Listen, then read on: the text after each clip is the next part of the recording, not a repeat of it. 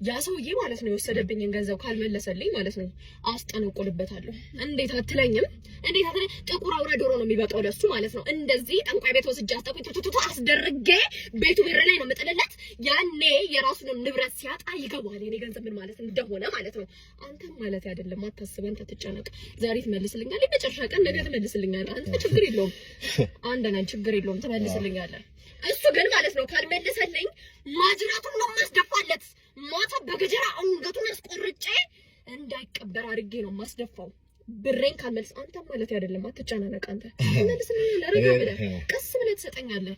እሱ ግን ማለት ነው ካልሆነ ራሴ አንድ ቢላ ይበቃኛል። ቤቱ ሄጄ በጨለማ በተኛበት አንገቱን እርድ ነው ማረገው።